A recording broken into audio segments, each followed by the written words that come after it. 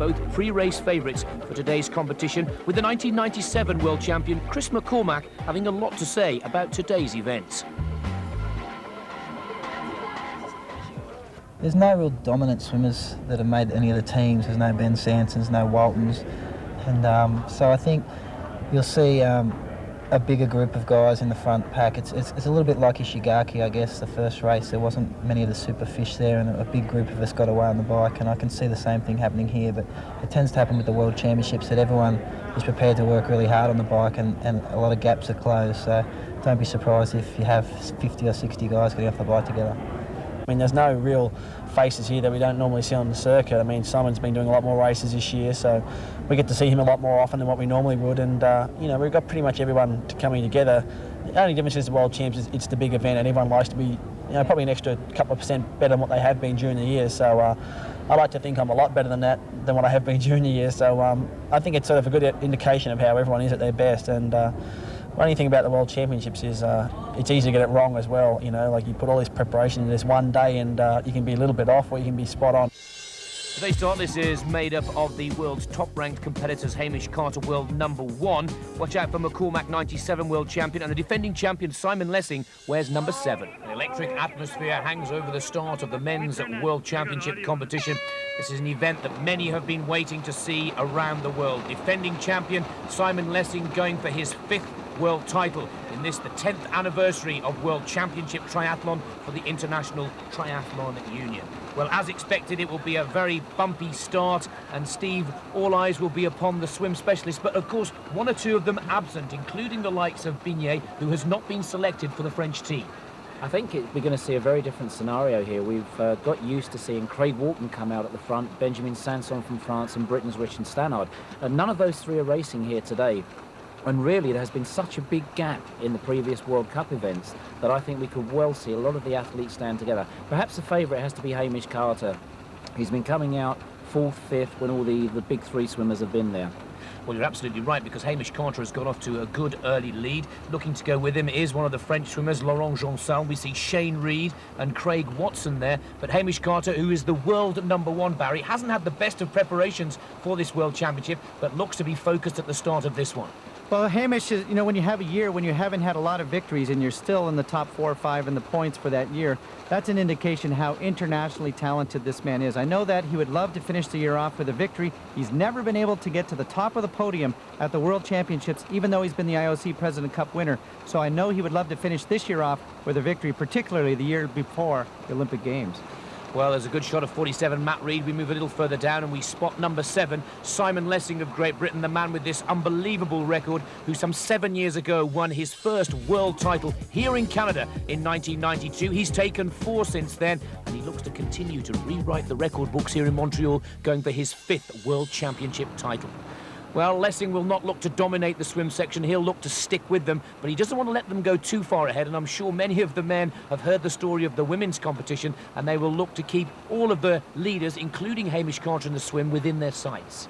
When you take a look, without the wetsuit today, some of the runners were depending on that wetsuit, and really about a month or 2 ago we would have said that it would have been a wetsuit swim here, but the weather has been so warm, 24 degrees, 25 degrees for the water temperature. I can't believe that. At our nationals a few years back, it was 16 degrees Celsius. So clearly the no wetsuits will hurt some of the runners who would have been depending on them today.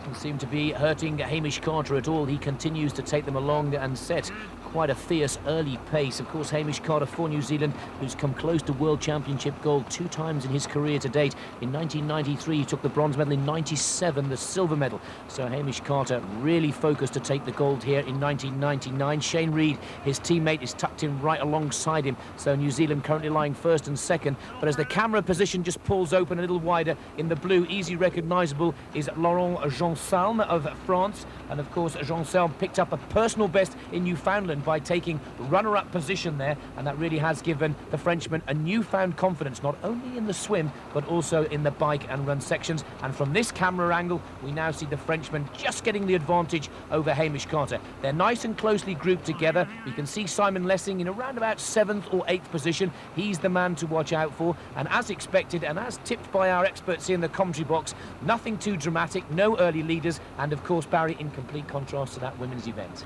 When you take a look, when you take away the swim specialists, and all of these athletes are very, very fine swimmers, but there's nobody who really tries to make the break in this particular group. And the fact that we had a long 1,500-meter swim, we didn't have loops today, the athletes had a lot more time to settle into a position, because often on those shorter loops, they get into trouble at the first 200 or 300-meter mark when they go around the buoy, and that can really break them up. Today, these athletes are very, very closely bunched after about 5.5 minutes of this swim. Well, also, Steve, it's worth pointing out that this rowing centre here really does make for quite a unique swim section. Just one lap. And, of course, many of the World Cups, we've had currents from rivers to deal with. We've had incredibly cold and then incredibly warm waters. It's safe to say that this is near perfect swim conditions. Oh, it really is. I mean, it's not far off swimming in a 50-metre pool, is it? And I think the water temperature is just about that as well. One thing, though, with the swimmers so closely bunched together, we saw how difficult it was for the women in transition. We've got a lot more male athletes here, and I think we may will be seeing problems, or certainly some very, very tight conditions.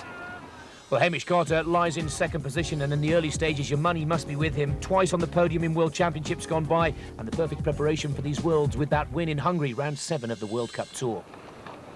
Out of the water now come the men, and Laurent Jansalme has built himself up a comfortable lead to get into transition nice and early, and also without the bumping and barging of the masses behind him. Hamish Carter will be second out of the water, and also good to see Alek Rukasev, the Russian now racing for the United States of America, a former 1989 Russian swim champion, third out of the water. Shane Reed for New Zealand is also amongst them. Craig Watson for New Zealand is also amongst them. So Team New Zealand getting 3 into transition nice and early, and that is good news. Then come the masses behind them. We pick out Simon Lessing there, just at the back of the main group. He is very much in the chase. Rito Hug is also there for Switzerland. And we can also see Martin Kanavik of the Czech Republic. There is Hamish Carter, first in and looking to be first away. There is Simon Lessing, the defending world champion, number 7. Not too rushed, not too panicked, getting out and staying out of trouble. Also looking to go with him is Miles Stewart and Greg Bennett, both coming into transition together. 2 Australians have had a superb build-up to these World Championships, and definitely names to watch out for. Andrew Johns for Great Britain goes away, the man who won the World Cup prior to these World Championships in Lausanne, and really is brimming with confidence here in Montreal. Away they go. There'll be a small group that has the advantage over the main pack. The 1997 World Champion, Chris McCormack, he's also looking to get into the mix, a man who really does like to ride his bike with aggression and really will the others to go with him. So it's looking very busy out there, but Barry, one has the feeling that there is one big group about to form, because Carter and those first few who got away early just have around about a 20-second lead. Well, the first 30 or 40 seconds of this race is going to be very, very important. If a pack can get away, they may be able to stay away for the entire race. But if they get caught up, we may be looking at a race with 40 or 50 athletes all on the very same chase pack. Well, the likes of Chris McCormack, 45th out of the water, but still in with a chance of joining that big group that Barry Shipley was describing. And as you can see, all heading on to the Jacques Villeneuve Formula One racetrack. They're very close indeed, and once they get into their rhythm and they get into their pace, we feel that there will be one big group to watch.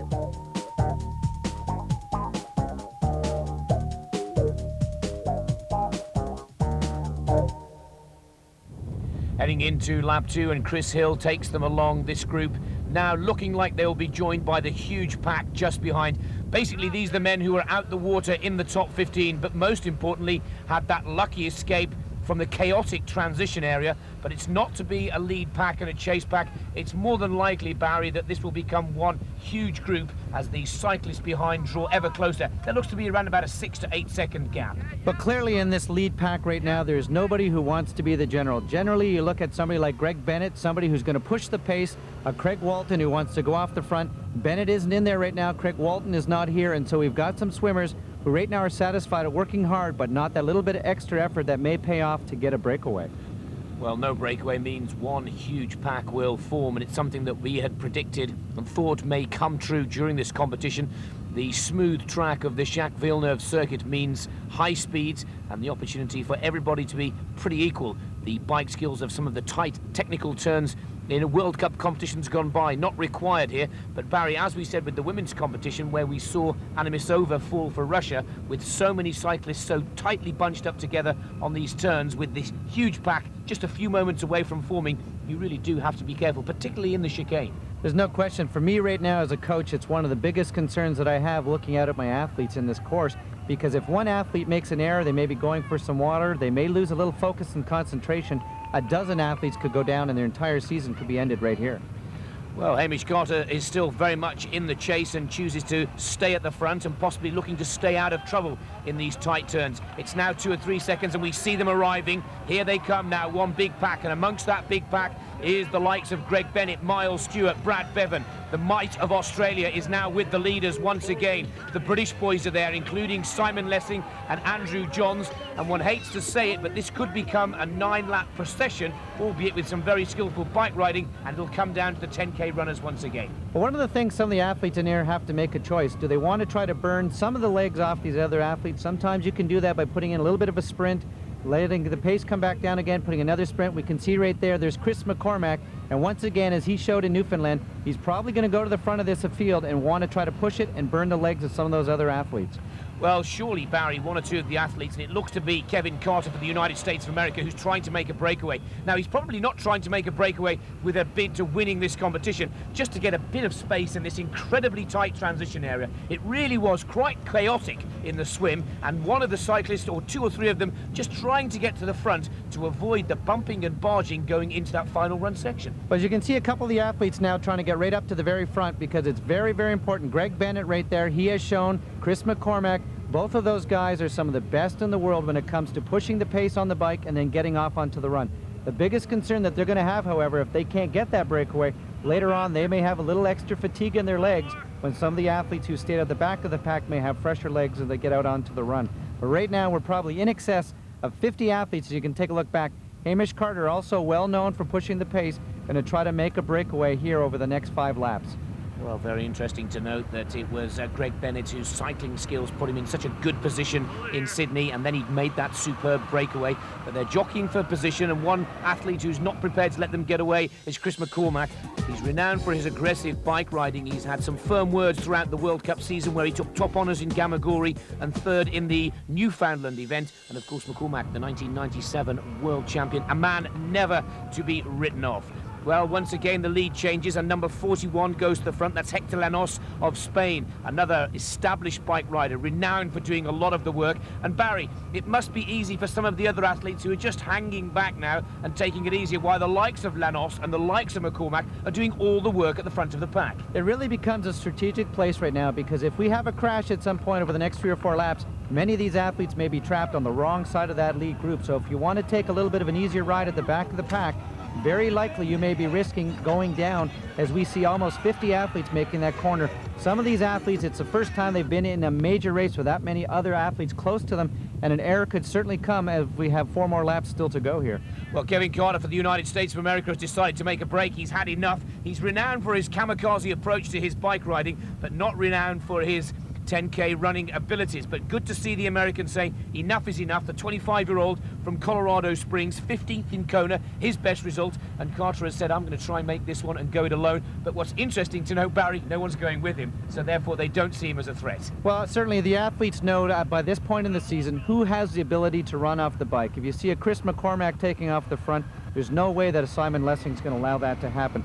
They see some of the other athletes. Here we can see Carter now. He seems to have about a 15 to 20 second lead and continuing to build on it, but the other athletes are at least a minute better, and if they can keep within 30 to 40 seconds, they're probably not going to be worried. Carter looking over his shoulder to see if anybody's coming. Right there, Chris McCormack, he knows that he's not that far down, and they're well into the course right now. Brad Bevan starting to push the pace on the Australian side. Well, this is a fantastic shot, because there's Brad Bevan, Greg Welsh and Chris McCormack all having a shot. Are you worried about the American going? No, we're not. They are in complete control here, and this is Team Australia once again, as we saw with the women's event, starting to dominate. There's 3 of them at the front. They're looking in complete control, and the communication, Barry, is very impressive. Yes, when you get to this point in the race, you have to start to ask yourself the question, do you want to hold back and wait to the run, or do you want to start to push it late in the bike course? Well, this graphic says that no one's going to push it. Consistency in all of the 9 laps in the men's bike ride. An average about 5 minutes 50 and 44 kilometers per hour. Well, Carter has made the clean getaway, and if nothing else, he'll get into transition first and have the chance to get the running shoes on, hook up or rack up the bike without this. The masses coming in. There's now over 60 cycle riders heading for the narrowest transition area we've seen all season on the World Cup, possibly the narrowest transition area ever in 10 years of World Championship triathlon, and this really will become a bun fight, and the experience really will come into play for some of the well-known triathletes in the final transition going into the 10K run. But hats off for Kevin Carter. He's made his name, got a bit of exposure for his sponsors. He comes into the transition first, and then they come flying in behind him. Andrew Johns has got a good position to get into his bike rack there. Also Jan Rahula spotted from the Czech Republic. But it's Kevin Carter, the American from Colorado Springs, who has got the opportunity to get in and out first, and in come the masses. This will be a very tight and tricky scenario. Oh, this is truly panic right now. If you take a look, if you're in the middle of that, you've got to be concerned. I can see Miles Stewart coming in right there. There's Hamish Carter. Simon Lessing's in there, so all of the athletes, but this certainly looks like a subway, and it's morning traffic time right now as these athletes are trying to find their bikes, trying to find their shoes and get out there. You can see Hamish trying to run throughout the bikes to get out. Dmytry Гааг right there is out. Chris McCormack, Lessing, Miles Stewart, Greg Bennett. So most of the major players are now have made their way and heading out of the transition zone, but it is very tight. Gilberto Gonzalez near at the pack. And right there, if you take a look, Oscar Galindez is running back and forth. He cannot find where his shoes are at. It's like the rush hour trying to get onto the tube station. It really is incredible. Helmets strewn all over the place, and it really has been a fight of elbows. They're all escaping. There's Miles Stewart with Rito Hoog of Switzerland trying to get away and trying to settle into their pace now. Let's just take a look at the confirmed fastest bike times. Oscar Galindez for Argentina, then Kevin Carter, actually the second fastest, although into transition first. And good to see the oldest man on the block, Rob Burrell, third quickest on the bike. Well, they're already settling into their stride. On the far left of your screens, we see Miles Stewart for Australia, and on the far right, the defending champion is Simon Lessing. Stewart there, number 11, settling into a good rhythm. Himself a former world champion back in 1991. But don't write him off, he was a bronze medalist last year in Lausanne. Going with him just behind is Dmytry Гааг, and also good to see Greg Welch there, also looking to stay in the mix. Switzerland in the chase with Rito Hoog just behind Greg Welch, and we're just trying to see who else is coming in a shot, making his mark, opening those long legs, that long stride pattern, and starting to make his mark nice and early. Barry, Simon Lessing, the defending champion. Hamish Carter now into this pack. You can see beside him Chris Hill, and these athletes right away are going to start to have to ask himself the question, is this pace too fast? Am I going out too hard? Because some of the athletes may just be caught up in the enthusiasm of the crowd and seeing that transition take off. The other side of the coin, if you don't go now, you're likely not going to have that ability to bridge back up later in the race. So many of these athletes right now are trying to get a sense of how far past that red line they're really going.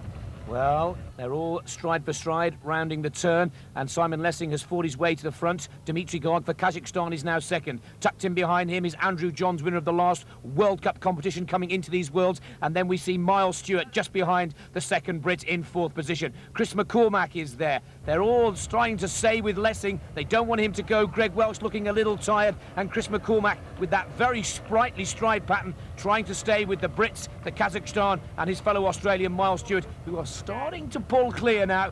McCormack, the winner of this World Championship event back in 1997, and of course the great Greg Welch. It would be such a fairy tale come true if the man who won the world title in 1990 could take it again some 9 years on in 99. But for now, it's Lessing taking them along. Just on his shoulder is Andrew Johns, and we see the profile of Andrew Johns, the most consistent man on the ITU World Cup this season, with a most impressive first place in Lausanne as his preparation for these Worlds. By the second lap, a strong leading group had marked their authority on the run course. The defending world champion Simon Lessing forced a fast pace, but failed to break any of this group. In a scenario unfamiliar to Lessing, he was matched stride for stride by Dmytry Гааг, Miles Stewart and Andrew Johns. With no change to the pace or the leader, victory really could belong to anyone.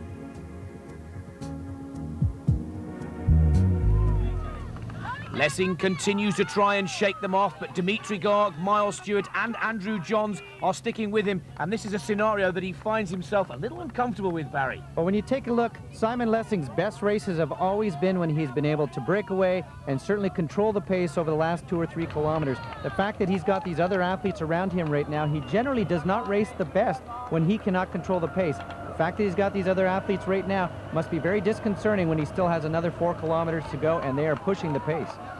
Well, he's splitting the pack up now, and they're starting to spread apart. There are just 4 with him. Good to see number 21 still keeping in touch. That's Martin Konarek of the Czech Republic, has raced very lightly this season and is on track for a very good finish indeed. But the medals will come from those leading 4. We've got Andrew Johns, Simon Lessing, Dmitry Гааг and Miles Stewart, as Eastern European hopes are kept alive with Konarek, and he is really pushing it out well.